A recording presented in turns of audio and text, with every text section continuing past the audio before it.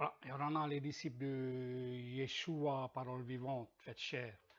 Et on en a les amis qui suivent sur YouTube pour voir des enseignements. Ce matin, je voulais vous partager avec vous le sujet de la complexité de la doctrine de la Trinité. Voilà, Trinité. Et c'est important pour nous d'avoir une compréhension de cette collaboration, de la collaboration de ces trois personnes, collaboration, et qu'on va voir au travers des passages que c'est une réalité de cette collaboration entre le Père, le Fils et le Saint-Esprit. Mais avant de venir à cela, j'ai reçu des amis témoins de Jéhovah hier, et je voudrais vous inviter tout de suite à venir avec moi dans Colossiens chapitre 1, et on va lire les versets 15 jusqu'au verset 17.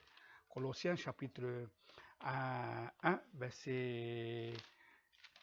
Allez, on va dire verset 15 à 17. Colossiens chapitre 1, verset 15 à 17. Voici ce qui est écrit dans ma version.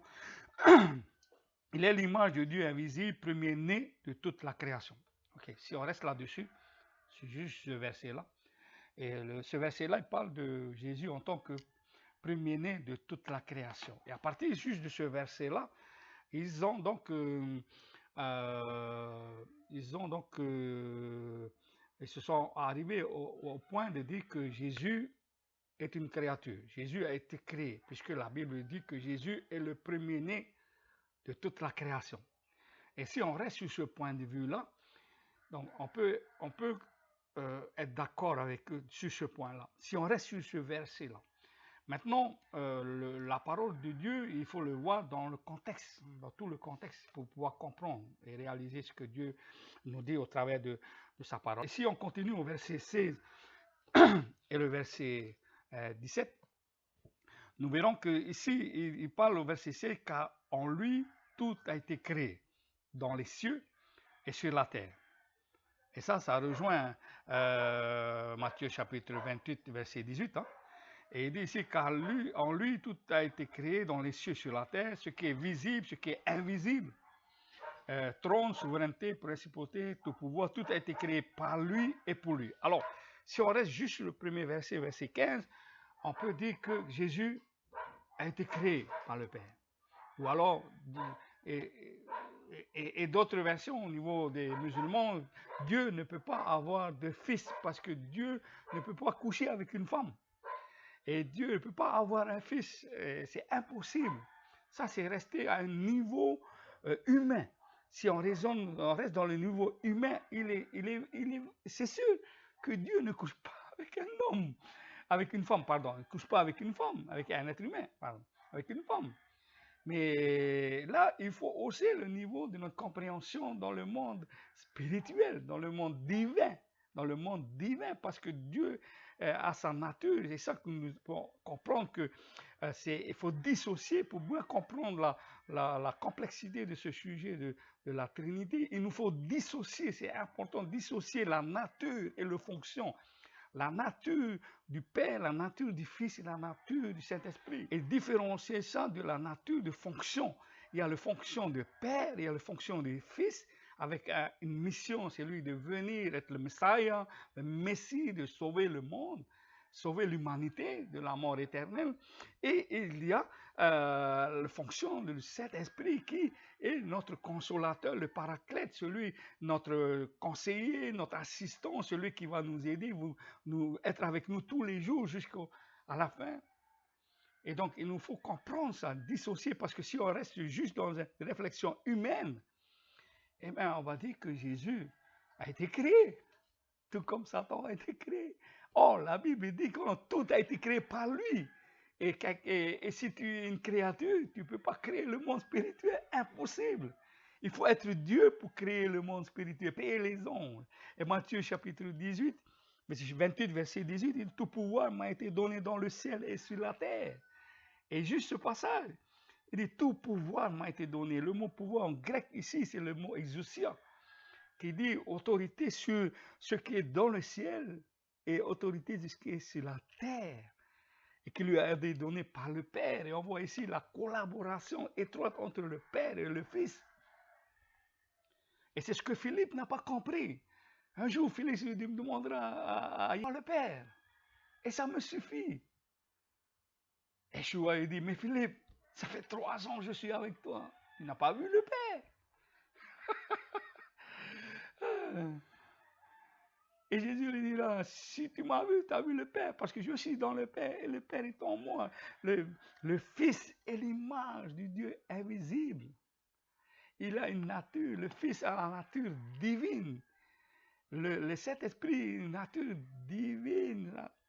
Il nous faut dissocier, chers amis, il nous faut dissocier la nature de fonction. C'est important pour comprendre la collaboration, la complexité de cette doctrine trinitaire, parce que sinon, on va ramener les choses sur le plan humain. C'est important de réaliser ça. Chers amis, voilà, juste nous encourager, je voudrais terminer par Matthieu chapitre 24, verset 35. Matthieu chapitre 24, verset 35 dira que si Dieu a donné tout pouvoir, si le Père a donné tout pouvoir, autorité à Christ dans les lieux célestes et sur la terre, il y a certaines choses que le Père, que le Yeshua m'a dit, il y a une chose que le Père a gardée, c'est le temps de la fin. Et dans Matthieu chapitre 24, et on va terminer là-dessus, verset 35, on reviendra dans une prochaine vidéo plus en détail. Si vous avez aimé, mettez le pouce. Si vous n'avez pas aimé, mettez notre pouce. Faites vos recherches, les amis. Matthieu chapitre 24, verset 35, voici ce qu'il dit. Le ciel et la terre passeront, mais mes paroles ne passeront pas. Point. Pour ce qui est du jour et l'heure, personne ne le connaît, ni les anges dans les cieux, mais seul le Père connaît. C'est une chose que le Père a gardée. C'est la fin. C'est réservé cette autorité. Bien aimé. Voilà, juste une vidéo. Voilà, les amis, je voulais vous montrer un livre que j'ai utilisé pour préparer cet enseignement. C'est ce livre-là intitulé Par ce nom, le nom. C'est un livre qui a été écrit par John Cross. Et dedans, je voulais vous montrer un schéma qu'il a schématisé, parlant de la complexité de la collaboration entre le Père et le Fils. Hein? Vous voyez ici, c'est marqué le Père n'est pas le Fils n'est pas le Père, mais la nature, le Père est Dieu, le Fils est Dieu, le Saint-Esprit est Dieu. Et voilà, la complexité de la collaboration entre le Père, sa nature divine est Dieu, le Fils est Dieu, le Saint-Esprit est Dieu. Le Fils n'est pas le Saint-Esprit n'est pas le Fils. Contrairement à cette doctrine, Jésus seul, c'est par période que Jésus est le Père, notre période de la vie de la Bible, Jésus est le Fils, et notre période, Jésus c'est le Saint-Esprit, sont des livres que j'utilise pour recueillir des faits, et je vous encourage, si vous voulez avoir ce livre, de me contacter, me laisser un message, je vous mettrai en contact avec Pasteur Perkins Mark, qui me l'a offert ce livre pour nous édifier. On a besoin d'être formés. Et j'utilise aussi ce livre-là qui m'a été offert il y a quelques années, qui parle des doctrines de la Bible selon une perspective pentecôtiste. Voilà. Ce livre-là que j'utilise pour me préparer, qui s'est coécrit par William Menzies et Stanley Horton. Voilà. Voilà quelques documents, quelques ouvrages que j'utilise. Il y a plein d'autres. Pour nous aider à comprendre Dieu. Dieu est un mystère. Voilà. Bien aimé. Voilà, juste une vidéo pour nous encourager. Faites vos recherches. C'est un sujet complexe. Pour les musulmans, impossible que Dieu ait un fils. Et pour les témoins de Jéhovah, Jésus a été créé.